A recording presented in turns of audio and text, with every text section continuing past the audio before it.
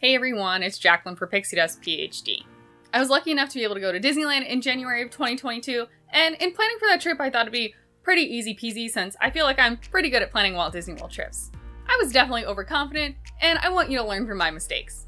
Obviously, the Disneyland Resort and Walt Disney World resorts are totally separate entities, but even just in planning, there's some key differences in how to approach things and things to think about.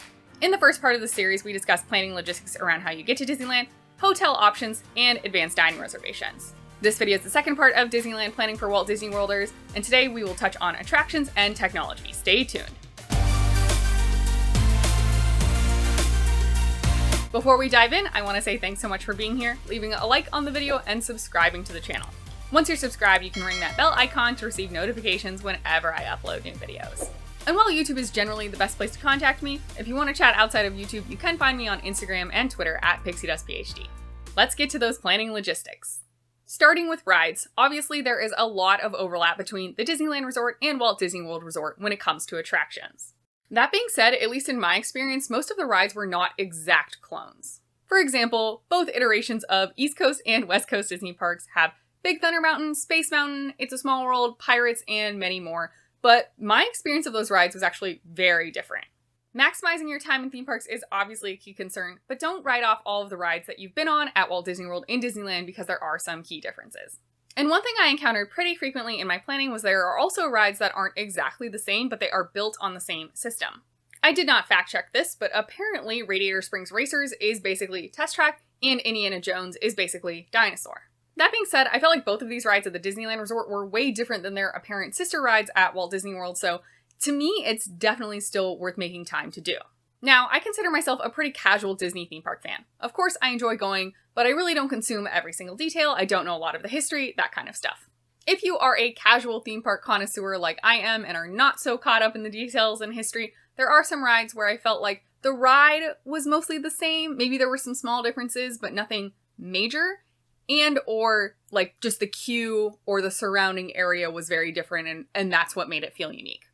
So if you were very pressed for time, to me, I think you could probably skip these. That would be the Peter Pan ride, the Ariel ride, the Winnie the Pooh ride, the Buzz Lightyear ride, and Jungle Cruise. Although because the skippers change and they have some leeway with what they say, of course, every Jungle Cruise adventure is different. I really did enjoy Critter Country though, and the whole theming around the Winnie the Pooh ride area in Disneyland. It was super different from Walt Disney World. Buzz Lightyear Astro Blasters or Space Ranger Spin or whatever it's called. Basically at Disneyland you can pick up the guns to shoot your targets. At Walt Disney World they are stationary and attached to the vehicle. The Little Mermaid ride, I honestly couldn't tell if there was any difference. The queue was super different, but in the ride it felt exactly the same to me, and pretty much same for Peter Pan. Though again, I'm a pretty casual fan, I definitely don't have this all memorized, so I could totally be wrong. But if you're like me and the small details don't grab your attention, then you may not notice if these rides are different between the two coasts. In contrast, some of those earlier rides I mentioned, like Big Thunder Mountain, Pirates of the Caribbean, I think there were some pretty significant differences even though they're quote-unquote the same ride. Additionally, for rides I think are mostly the same, I didn't really notice anything massive, would be Soarin', unless the California version is going. It was not when I was there. I believe the Star Wars Galaxy's Edge rides are clones. I only did Millennium Falcon Smuggler's Run. I didn't do Rise of the Resistance out in Disneyland, but I believe they are the same. Toy Story Midway Mania, we did a bunch of times just because I love that ride, but it's totally the same. The queues are different, but the ride is the same. I'm very sure of that. And I'm pretty certain Dumbo is the same. There's not too much you could do to make that different. The areas are different, but the ride it's Dumbo. And while there is significant overlap in rides between the Disneyland Resort and the Walt Disney World Resort, the Disneyland Resort, of course, has rides unique to it. This is not an exhaustive list by any means, but rides that I prioritized because I knew I really wanted to experience them out in Disneyland since we don't have them at Disney World included Alice in Wonderland, the Snow White ride, the Storybook Canals, Mr. Toad's, and the Matterhorn. Interestingly, in my research and prep work, I had seen people compare the Matterhorn and Expedition Everest a lot. I guess because the theming is similar in that they're both like Adventure Mountain coasters, but the rides are super different, so if you've been on Expedition Everest, don't assume that's what Matterhorn is. They're very different ride systems. The other big thing about attractions that I wanted to point out when it comes to Disneyland is the nighttime spectaculars. Obviously, things are still evolving on both coasts as they continue to staff back up following those pandemic-related closures. That being said, from the best of my ability, from what I could tell, even pre the pandemic-related closure, Disneyland did not necessarily have fireworks every night. Disneyland is very much embedded in Anaheim with the local residents and businesses. From what I could tell in my limited research, it seems like for a while, pre-pandemic even, there wasn't necessarily fireworks at Disneyland every night, out of respect for those local residents and businesses who are just there in Anaheim living their lives. Therefore, while you are planning your Disneyland trip, it's really important that you keep checking the schedule to see what the nighttime spectaculars may or may not be. When I was there in January of 2022, we had Mickey's Mixed Magic every night, but there were no fireworks on the weeknights. I had theme park tickets for a Tuesday, Wednesday, and Thursday, so I didn't have a single opportunity to see fireworks. And while I'm sure 99% of you know that the castle in Disneyland is much smaller than the castle at Walt Disney World, that's easy to prep for. In terms of the nighttime spectaculars, if there are no fireworks and it's just like projections on the castle, which is what Mickey's Mixed Magic is, well, there's projections elsewhere too, but you know, it's a light show and projections and fun music. It's fun, it's a good time, I enjoyed it, but it definitely does not compare to something like Happily Ever After, so just go in with correct expectations.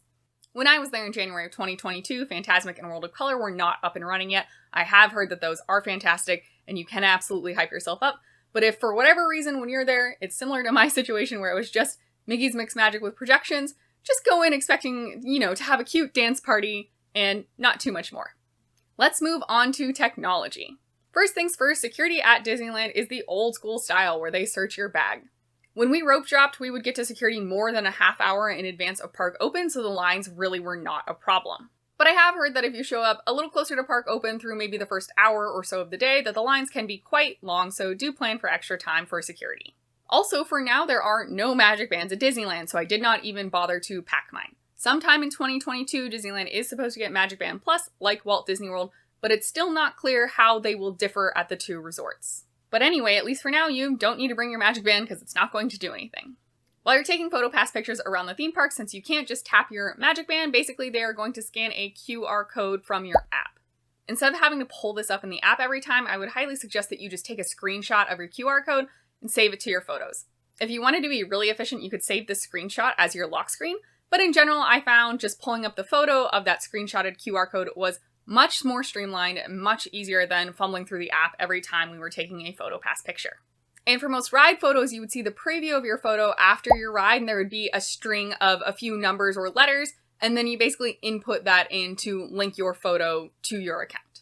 I definitely missed the ease of Magic Bands when it came to PhotoPass. And the last big piece of the technology is, of course, the Disneyland app, and it does differ from my Disney experience in some small but important ways. The biggest thing I found to be confusing while I was planning and impactful when I was on vacation was that there was no family and friends list.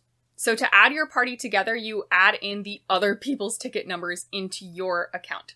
So in my Disneyland app, I had my ticket, and then I also inputted the ticket number for my partner and my best friend, which I felt was super weird, but whatever, that's fine. I was hoping that all of us having each other's tickets in our account would sort of create a party for us, and then we would be linked. But incidentally, it really didn't work like that.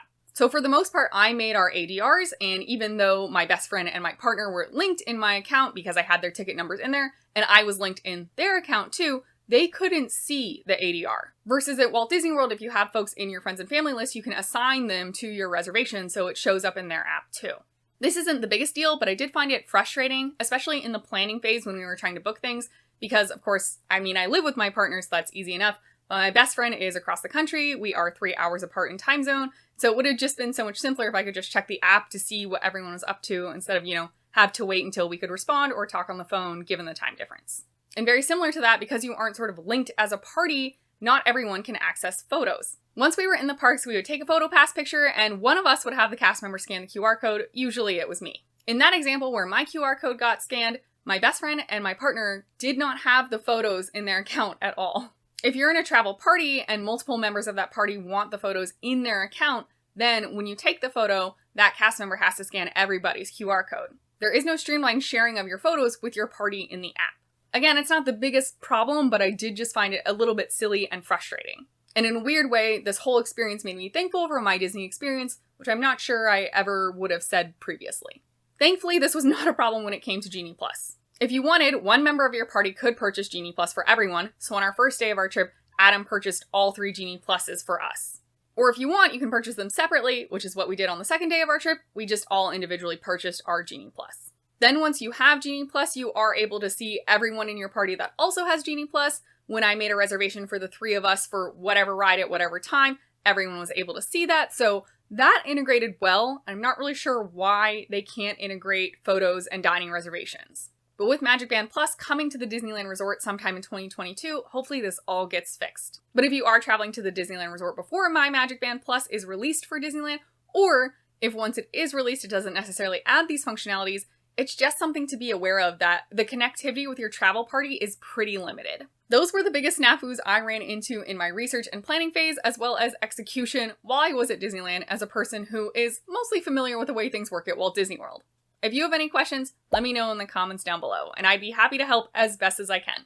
But just like with part 1 of this video, I'm not a Disneyland expert here, so I may refer you out to some friends of the channel, like Anaheim Park Tourist and Hyperion Adventures podcast.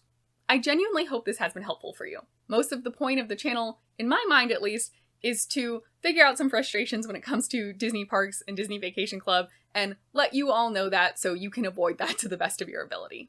With the technology side though, we kind of just have to live with what we're given, so just trying to prepare you for what to expect. If you are planning a trip down to Disneyland or Disney World, I would love to hear about it in the comments down below, and best of luck with your planning phase.